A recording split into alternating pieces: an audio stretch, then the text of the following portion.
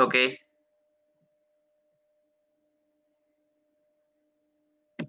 I am solving the question. तो question आपके पास ये था x square into cos x divide by 1 + e⁻² d x minus π/2 से π/2 x square into cos x divided by 1 + e⁻² dx x square into cos x dx divided by 1 plus e raised to x. X square into cos x dx divided by 1 plus e raised to x from minus π/2 से π/2. ये this is the question. Okay. So I am solving now. इसमें आप a plus b minus x वाली property लगाएंगे तो a plus b minus x ही आएगा because minus π/2 plus π/2 minus x.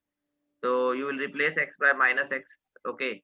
तो minus x का स्क्वायर करेंगे तो एक्स स्क्वायर ही आएगा। Cos of minus x cos x ही होता है because cos is even function divided by 1 plus e की पावर माइनस एक्स। ओके, उसके बाद ई की पावर माइनस एक्स को 1 ई की पावर एक्स लिख सकते हैं। तो एलसीएम लेंगे तो ई की पावर एक्स ऊपर चले जाएगा, ई की power x x square cos x d x divided by 1 plus e की पावर एक्स। ओके, माइनस π/2 से π/2। अब ये आपके पास फर्स्ट है, ये सेकंड, तो इन दोनों को आप ऐड करोगे, right, i plus i 2i हो जाएगा। इंटीग्रल फ्रॉम माइनस π/2 से π/2 divide 1 plus e power x denominator में आएगा। Okay, x square cos x आप न्यूमरेटर में से कॉमन ले सकते हो, तो अगर x square cos x numerator में से कॉमन लिया तो 1 plus e power x bracket में आ जाएगा। 1 plus e power x 1 plus e power x cancel हो जाएगा, x square cos x dx. तो अब इसमें हम बाय पार्ट्स लगा सकते हैं। कॉस एक्स ट्रिग्नोमेट्रिक फंक्शन है तो उसको सेकंड फंक्शन लेंगे और एक्स स्क्वायर फर्स्ट फंक्शन है। पहले तो इसमें इवन वाली प्रॉपर्टी लगा सकते हैं, x square into cos x. X square भी इवन फंक्शन है, कॉस एक्स भी इवन फंक्शन है, तो दो इवन फंक्शंस का प्रोडक्ट इवन ही आएगा। तो x square into cos x dx, तो इवन फंक्शन अगर होता है तो माइनस ए से ए में अगर होता है तो लिमिट 0 से π/2 हो जाएगी और 2 टाइम्स बाहर आ जाएगा। ठीक है, उसके बाद cos x को सेकंड फंक्शन लो और एक्स स्क्वायर को फर्स्ट फंक्शन लो। ठीक है, तो 2 times first function as it is, cos x का इंटीग्रल sin x हो गया माइनस इंटीग्रल ऑफ फर्स्ट का डेरिवेटिव, एक्स स्क्वायर को डिफरेंशिएट करेंगे तो 2x आएगा और फिर cos x का इंटीग्रल sin x dx हो जाएगा। ओके, तो 2 times x square into sine x और -2। उसके बाद वापस यहाँ पे बाय पार्ट्स लगाएंगे, साइन एक्स को सेकंड फंक्शन लेंगे, एक्स को फर्स्ट फंक्शन लेंगे, तो x इंटू साइन एक्स का इंटीग्रल माइनस कॉस एक्स होता है, तो माइनस एक्स कॉस एक्स हो गया माइनस इंटीग्रल ऑफ फर्स्ट का डेरिवेटिव। तो x को डिफरेंशिएट किया तो 1 आएगा और साइन एक्स का इंटीग्रल, एक मिनट इसको एडमिट कर लेते हैं। ओके, तो फिर माइनस एक्स साइन एक्स को वापस एक्स को डिफरेंशिएट करेंगे तो एक्स का डेरिवेटिव 1 और साइन एक्स का इंटीग्रल माइनस कॉस एक्स, तो माइनस कॉस एक्स किया तो माइनस माइनस प्लस हो जाएगा, तो कॉस एक्स डीएक्स इस तरह से आ जाएगा। ठीक है, तो 2 इंटू यहाँ पे हमारे पास आ गया x square into sine x और -2 और यहाँ पे माइनस एक्स कॉस एक्स आएगा, माइनस एक्स कॉस एक्स और प्लस फिर कॉस एक्स का इंटीग्रल साइन एक्स होता है, तो साइन एक्स। ठीक है, तो ये हमारे पास फाइनल आ गया जिसमें लिमिट्स हमारे पास है 0 से π/2। ठीक है, तो लिमिट्स हमारे पास 0 से π/2 है, तो पहले हम π/2 पुट करेंगे, अपर लिमिट इज π/2 और माइनस और फिर लोअर लिमिट। ठीक है, यहाँ पे थोड़ा सा स्पेस क्रिएट करने के लिए ये पार्ट इरेज कर देता हूँ।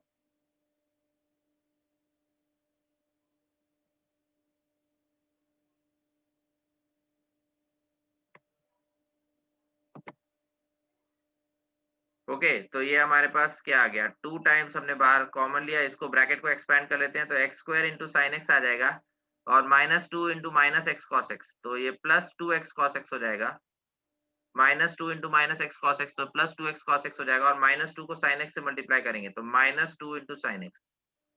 ठीक है, फ्रॉम 0 टू π/2, तो पहले अपर लिमिट पुट करेंगे विच इज π/2, तो π/2 पुट किया तो π/2 का स्क्वायर π² 4 हो गया, साइन ऑफ π/2 1 होता है, प्लस 2x इंटू कॉस π/2 0 और -2 इंटू साइन π/2 1, तो -2 और माइनस और फिर 0 पुट करेंगे, 0 का स्क्वायर ये तो 0 हो जाएगा, ये भी 0 हो जाएगा और ये भी 0 हो जाएगा बिकॉज साइन 0 0 होता है, तो ये कंप्लीट 0 हो गया। ठीक है, तो बस π² 4 -2 को 2 से मल्टीप्लाई करेंगे तो 2 इंटू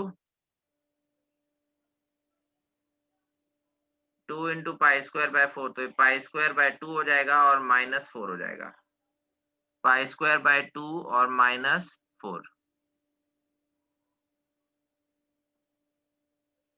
ओके, तो पाई स्क्वायर बाय 2, पता नहीं कुछ तो, 1 मिनट, अच्छा ये तो ये वाला आ गया, 1 मिनट इसको रीनेम कर देते हैं।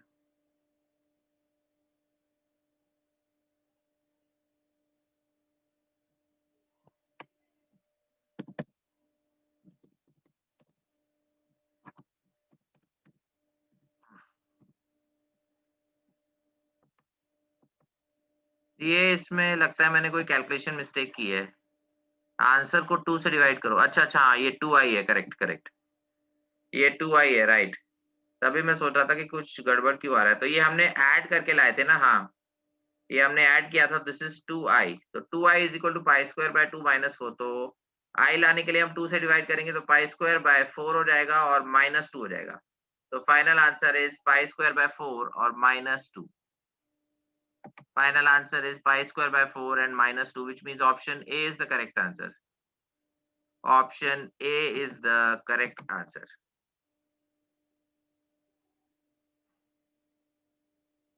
Any doubts? किसी को कोई डाउट है? Please tell me.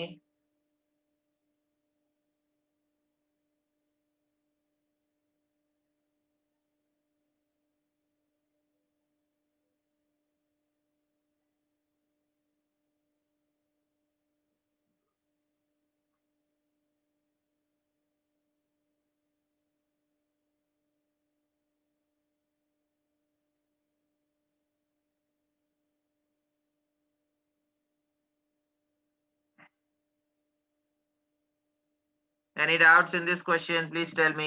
किसी को कोई डाउट है? No. Any doubts? Okay. I am removing the solution. Next question बोल रहा हूँ.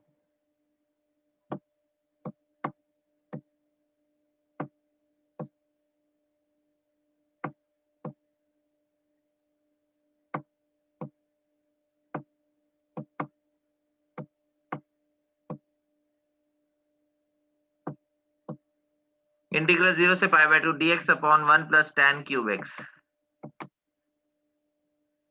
इंटीग्रल 0 से pi by 2 dx upon 1 plus tan cube x।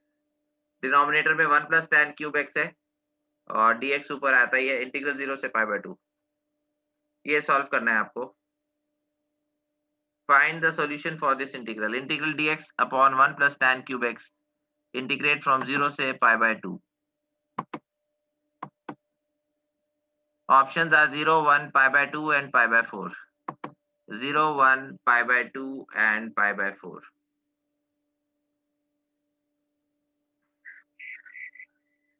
These are the 4 options. D, okay. D आ रहा है. Everyone please try this question.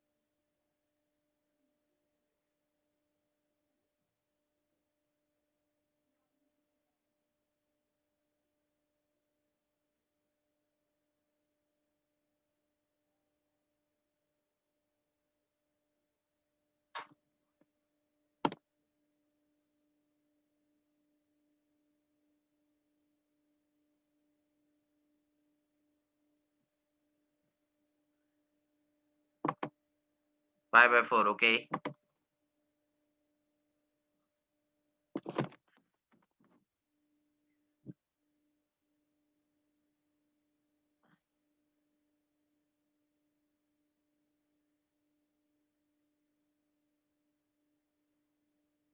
Any other answers? और किसी का answer आया? Please tell me.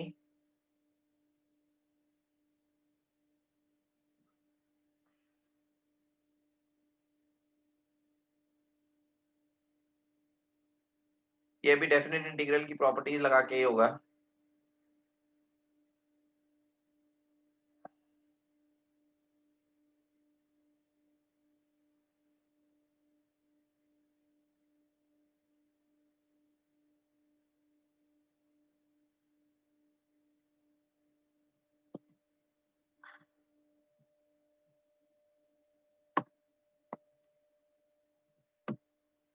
Okay, I am solving this. तो यहाँ पे अगर मैंने x को a plus b minus x से रिप्लेस किया, तो a plus b minus x पाई/2 माइनस एक्स आएगा. तो dx अपॉन 1 प्लस tan पाई/2 माइनस एक्स कॉट x होता है, तो 1 प्लस कॉट क्यूब x आ जाएगा. अब कॉट को 1 बाय tan x लिख सकते हैं, तो कॉट क्यूब x को 1 बाय tan क्यूब x लिखेंगे, तो tan क्यूब x न्यूमरेटर में चले जाएगा. tan cube x dx divided by 1 plus tan cube x. Integral from 0 to पाई/2. तो ये हमारे पास फर्स्ट इक्वेशन है, ये सेकंड इक्वेशन है. दोनों इक्वेशंस को ऐड करेंगे, i plus I is 2i integral 0 से पाई/2.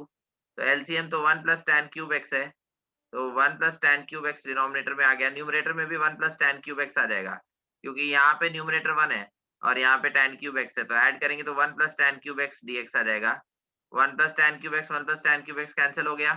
इंटीग्रल dx x होता है, इसकी लिमिट्स है 0 से पाई/2, तो पाई/2 माइनस 0, तो ये पाई/2 हो जाएगा. लेकिन ये 2i है, तो 2i इज इक्वल टू पाई/2. ऑलवेज रिमेंबर, डेफिनेट इंटीग्रल के क्वेश्चंस में बहुत बार 2 का मिस्टेक हो जाता है, क्योंकि हमें याद रखना है when you add two equations, दोनों i में, तो लेफ्ट साइड में 2i है, तो i बनाने के लिए फिर 2 से डिवाइड करेंगे, तो पाई/2 को हमने 2 से डिवाइड किया, तो i की वैल्यू आ जाएगी पाई/4. समझ आ गया सबको? तो final answer is पाई/4.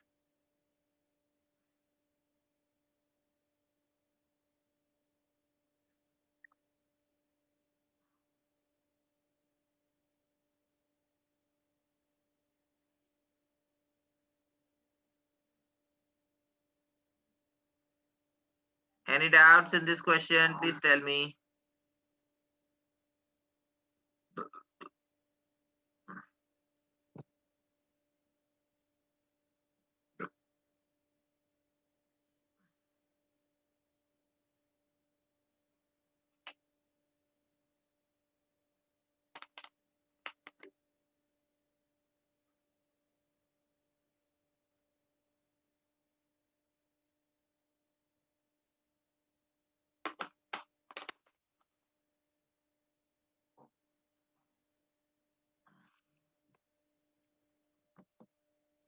No, okay.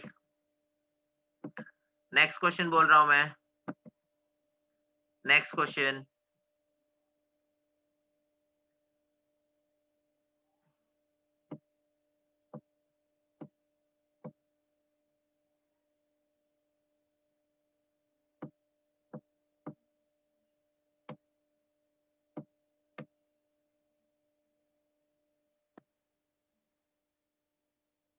Integral 0 से 1.5 GIF of x square dx.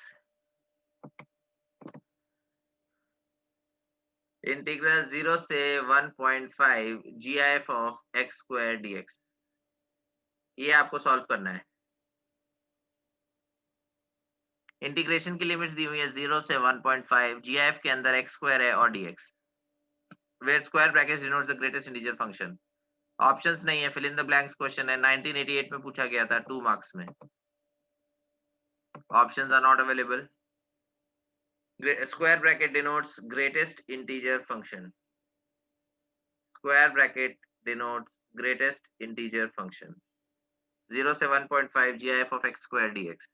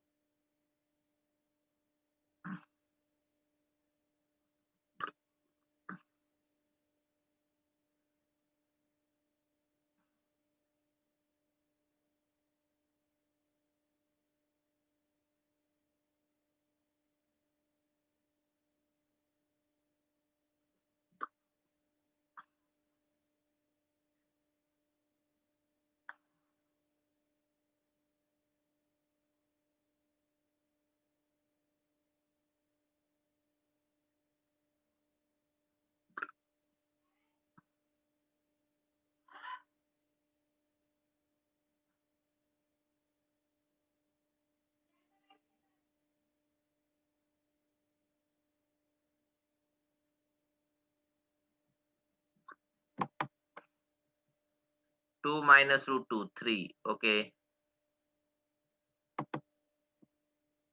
any other answers? और किसी का आंसर आया?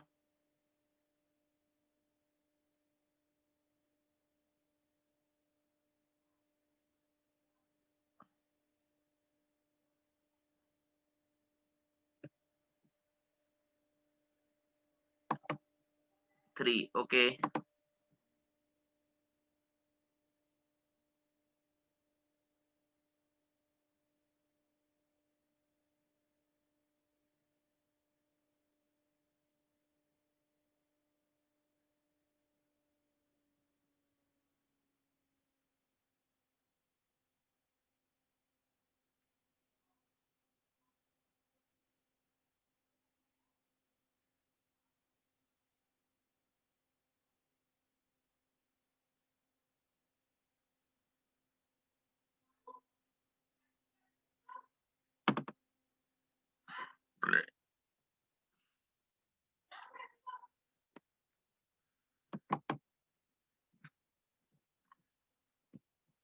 Okay, I am solving this question.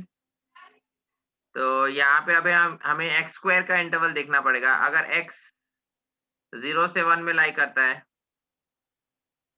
when x lies between 0 and 1, तो x square भी 0 से 1 में लाई करता है, right? Then x square also lies between 0 and 1. ठीक है, तो अगर 0 से 1 में x रहेगा तो gif of x square 0 से 1 में रहेगा तो gif of ये 0 आ जाएगा, तो 0 dx. उसके बाद x square 1 से 2 में कब लाई करेगा?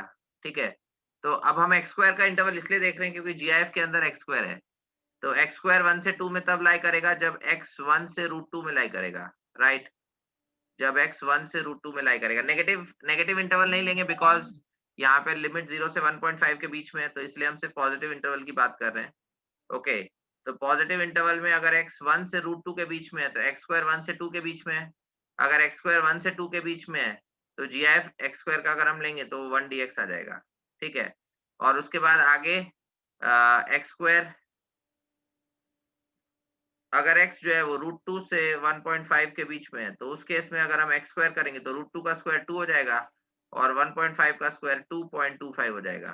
ठीक है, तो उस केस में अगर x √2 से 1.5 के बीच में है, when x lies between √2 and 1.5, in that case x square का इसका इंटरवल gf लेंगे तो 2 आएगा. करेक्ट, बिकॉज x स्क्वायर तब 2 से 2.5 2.25 के बीच में हो जाएगा, यानी 2 से 3 के बीच में. तो 0 dx 0 इसका तो ये तो 0 ही हो गया. उसके बाद 1 dx का इंटीग्रल x आ जाएगा फ्रॉम 1 से √2, और फिर 2 dx का अगर इंटीग्रल करेंगे तो 2 कांस्टेंट है, dx को इंटीग्रेट करेंगे तो x आएगा और फ्रॉम √2 से 1.5. ठीक है, तो यहाँ पे अपर लिमिट √2 पुट करेंगे -1 और फिर 2 इंटू 1.5 तो 3 आ जाएगा और -2 इंटू √2, 2 इंटू 1.5 3 हो जाएगा और -2 इंटू √2. तो ये हमारे पास 3 - 1 2 हो गया और √2 -2 √2 -√2 आ जाएगा. तो फाइनल आंसर आ जाएगा 2 - √2. Final answer you can write down as 2 - √2. समझ आ गया सबको? Any doubts in this question, please tell मी.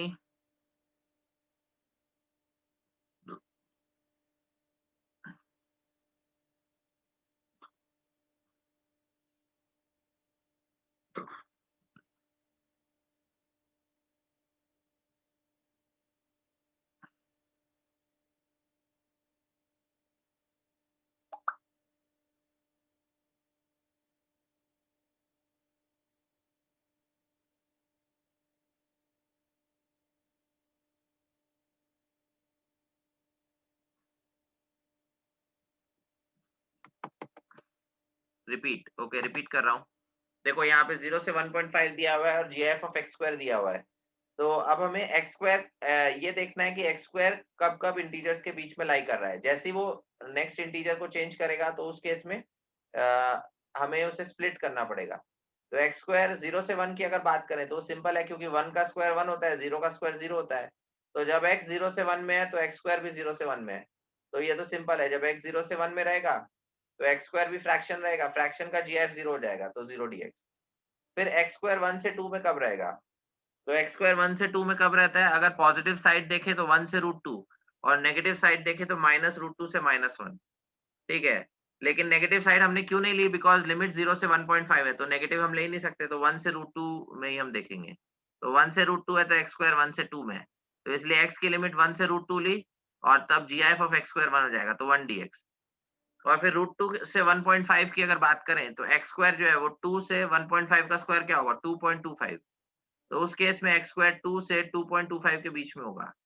तो जब एक्स स्क्वायर 2 से 2.25 के बीच में है, तो उस केस में जीआईएफ लेने पे 2 आएगा, ठीक है। तो इसलिए उस केस में 2 dx बन जाएगा बस। उसके बाद 0 का तो 0 हो गया, 1 dx में 1 कांस्टेंट है, dx का इंटीग्रल x आ गया और इधर 2 कांस्टेंट है, dx का इंटीग्रल x हो गया और फिर लिमिट्स पुट कर दी। तो फाइनल आंसर आ गया 2 minus √2। Final answer is 2 minus √2। Any doubts in this question? Please tell me.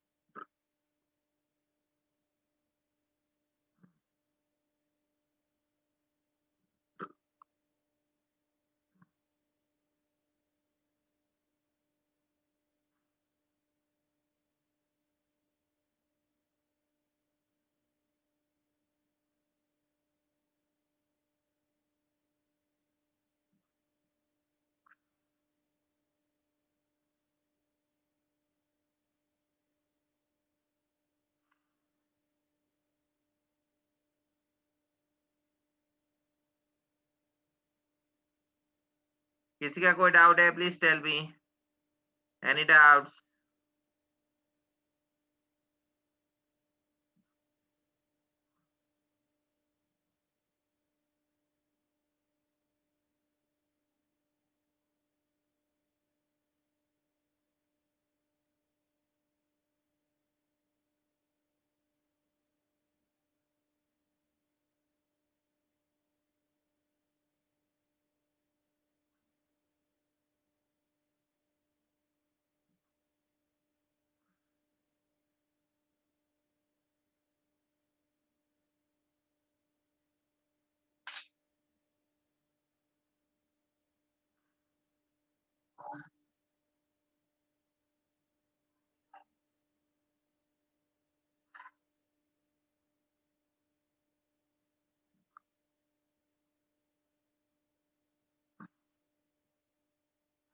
Any doubts? Please tell me.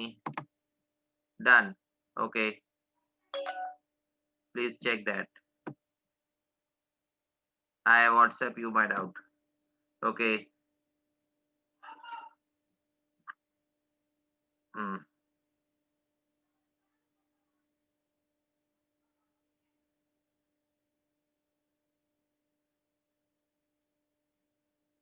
Okay. नहीं, वो तो अलग से डाउट भेजा है। ओके, वो ठीक है, लेकिन इस क्वेश्चन में किसी को कोई डाउट है क्या? कीर्तिराज, तुम्हारा डाउट मिल गया मुझे, but is there any doubt in this question?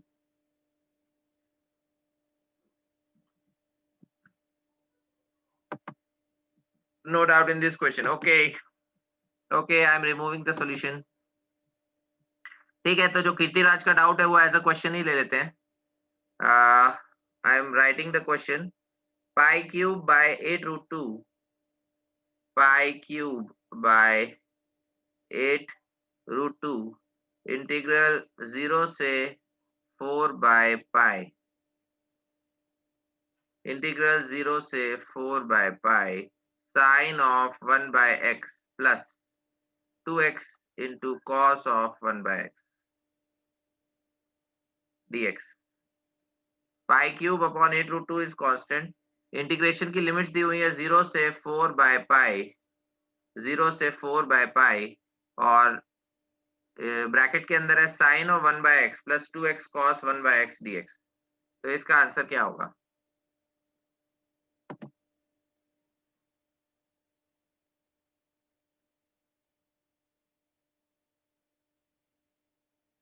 Everyone, please try this question.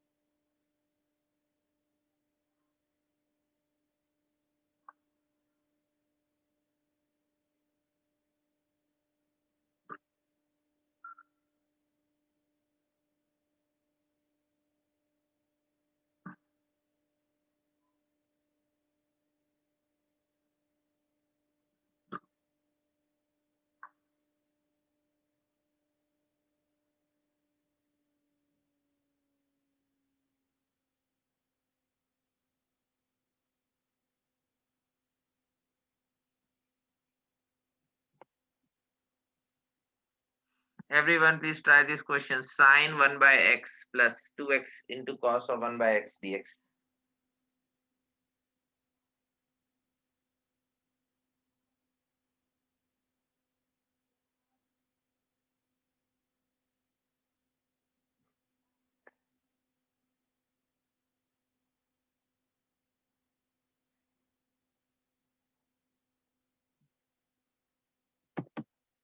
Pi, okay. Any other answers? Options नहीं भेजे उसने. Only the question. Value of pi cube by 8 root 2 integral 0 से 4 by pi. Sin के अंदर 1 by x plus 2x into cos 1 by x dx.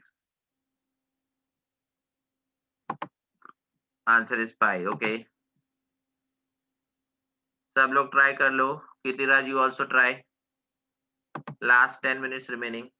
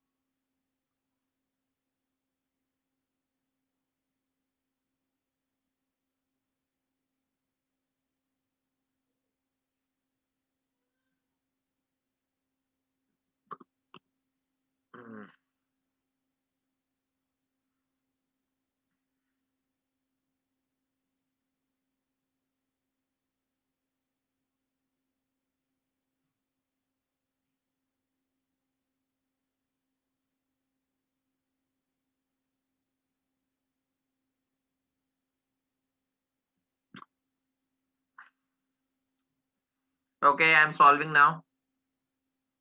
तो यहाँ पे आप साइन के अंदर 1 बाय एक्स आ रहा है, तो 1 बाय एक्स को टी लेके ट्राई करो. If you take 1 by x equal to t, तो एक्स हमारे पास 1 बाय टी बन जाएगा. राइट, तो इसको अगर हम डिफरेंशिएट करेंगे तो dx हमारे पास आ जाएगा -1 by t square dt. Right, क्योंकि अगर साइन 1 बाय एक्स होगा तो डायरेक्टली मतलब उसको हम सॉल्व नहीं कर सकते. राइट, तो इसलिए सबसे पहले जो हमें इंट्यूशन है या मतलब जो हमें स्ट्राइक करना चाहिए कि 1 बाय एक्स को टी लेना चाहिए. ठीक है, तो पाई क्यूब बाय 8 रूट 2 है, तो वो तो कांस्टेंट रहेगा, बाहर रहेगा इंटीग्रल. अब x equal to 1 by t, तो यहाँ पे लिमिट से चेंज हो जाएंगी. अगर x को 0 लिया तो t इन्फिनिटी को टेंड करेगा, तो ये इन्फिनिटी. और x को अगर 4 बाय पाई लिया तो इसका रेसिप्रोकल, तो t हमारे पास पाई बाय 4 हो जाएगा. तो ये हमारे पास साइन t हो गया. उसके बाद 2 इंटू एक्स, तो 2 बाई टी हो जाएगा, और फिर कॉस टी. ठीक है, और फिर dx को हम क्या लिखेंगे, -1 by t square d t. Right, -1 by t square d t. तो अब इसमें हमारे पास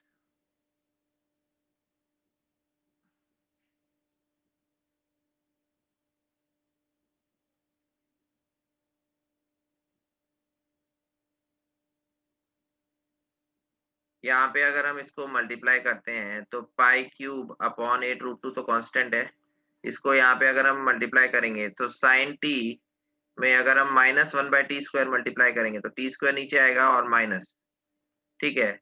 और फिर सॉरी ये भी माइनस हो जाएगा 2 cos t, और नीचे t इंटू t² आएगा तो ये t³ हो जाएगा dt। तो minus sign T by t² और -2 cos t by t³ dt, ये हमारे पास आ गया, ठीक है। From infinity to π/4। तो यहाँ पे हम लिमिट वापस इंटीग्रेशन की एक प्रॉपर्टी होती है कि अगर हम लिमिट्स को इंटरचेंज करते हैं तो पूरे फंक्शन में माइनस मल्टीप्लाई हो जाता है। तो ये दोनों टर्म्स नेगेटिव है तो दोनों टर्म्स पॉजिटिव हो जाएंगे, राइट। ये भी इंटीग्रेशन की प्रॉपर्टी होती है। लिमिट्स को मैंने इंटरचेंज कर दिया, इंफिनिटी ऊपर आ गया, π/4 नीचे, और दोनों टर्म्स नेगेटिव थे वो पॉजिटिव हो गए। तो साइन टी बाई t² हो गया और +2 cos t by t³। π³ by 8√2 constant है तो वो बाहर आ जाएगा, ठीक है। उसके बाद अब इसको हमें सॉल्व करना है। तो यहाँ पे हम बाय पार्ट्स लगा सकते हैं। तो साइन टी अपॉन t² पे अगर हमने बाय पार्ट्स लगाया तो π³ अपॉन 8√2 तो कांस्टेंट है। साइन टी अपॉन t² पे साइन टी को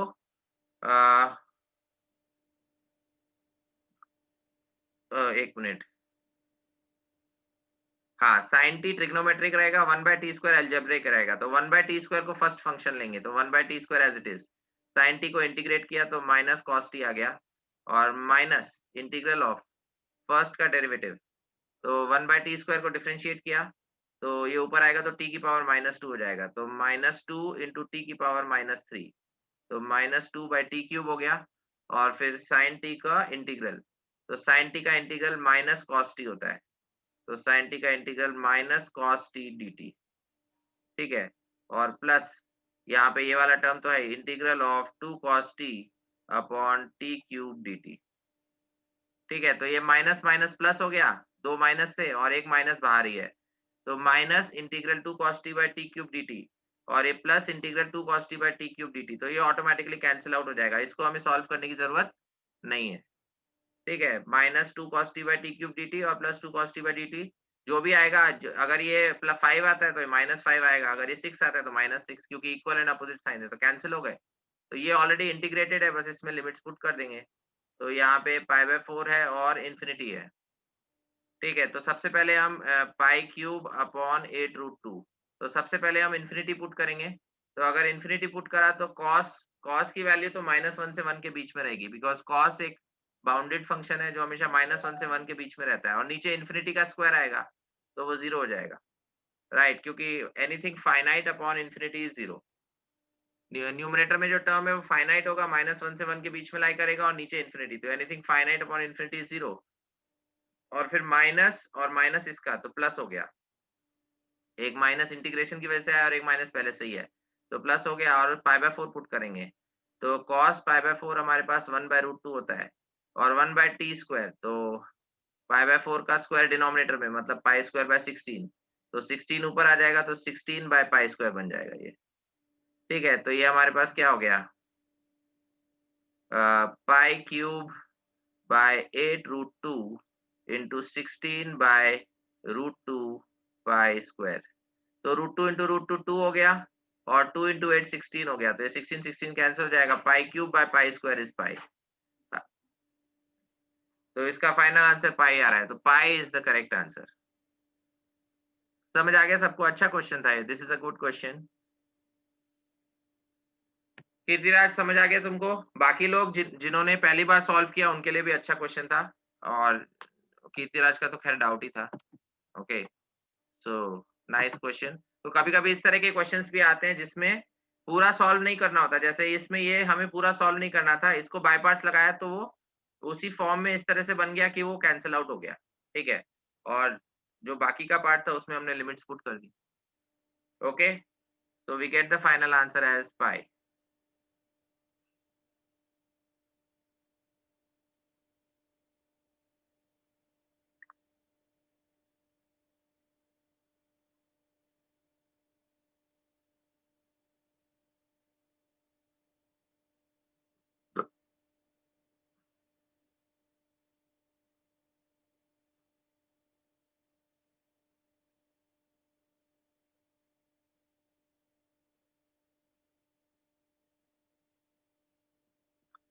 Okay.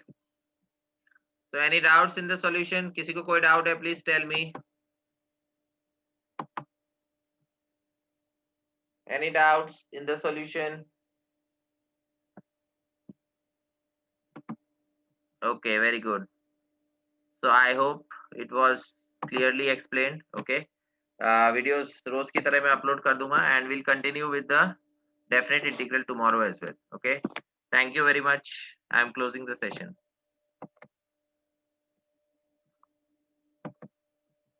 Thank you.